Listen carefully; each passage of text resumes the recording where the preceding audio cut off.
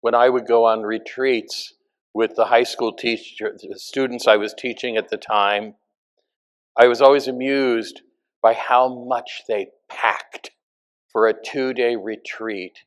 It looked like they expected to have everything from a heat wave to a blizzard, and that there would be no food for them at all at the retreat house, and so they had to bring every possible snack food they could, and they would have their bags stuffed, filled with things.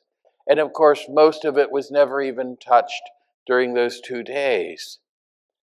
What a contrast when Jesus tells the apostles to go out and he gives them these weird instructions about don't take this and don't take that. You are allowed to have a walking stick, but nothing else, basically.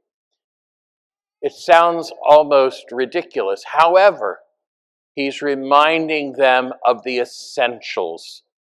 And the essentials for those apostles were, first of all, that they were sent by Jesus. In fact, the word apostle itself means to be sent out. And in fact, there are several words in Greek to be sent out, but this one, apostello, apostle, means not only you're sent by a person, but you represent them. And so these apostles went out representing Jesus.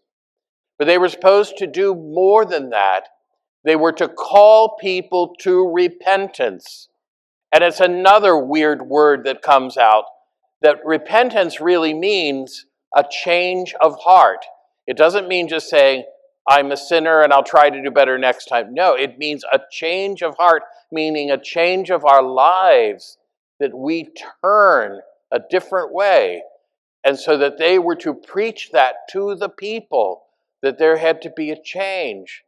And finally, as we hear in the gospel, that the apostles were to give Jesus' gift of healing to people, to the suffering, to the sick, to those who needed that touch of God's love.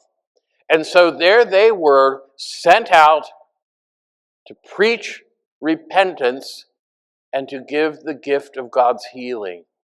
What a wonderful, wonderful thing that is. And how did they accomplish this? Well, first of all, they believed Jesus. They believed in who he was. They knew him well. They had a close, intimate relationship with him. They believed him. But more than that, they followed what he said. They obeyed the command. Jesus says, here's what you do. They followed it. And then finally, they trusted in his promise that they would be taken care of. That's the lesson for us, if you think about it. That we who are called ourselves Christians, with that beautiful opening prayer says, we call ourselves Christians, meaning those who represent Christ. We here can do the same thing. First of all, we believe Jesus.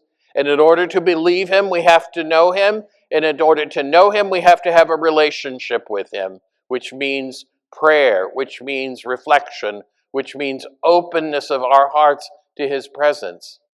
Then we also have to be people who follow his command. And the ultimate command of Jesus is to love God and to love one another.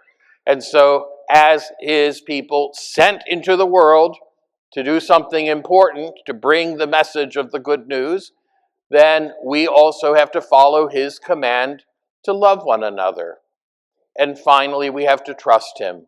We have to trust in the promise of Jesus, the promise of salvation, the promise of God's relationship with us forever, the promise of heaven. So, we learn from the apostles, who were not always the swiftest on the uptake. Sometimes they had no clue what they were doing, but they went out. They were successful because this new understanding of who God is and what he offers them becomes embedded into the hearts and the souls of people who had never heard about Jesus before.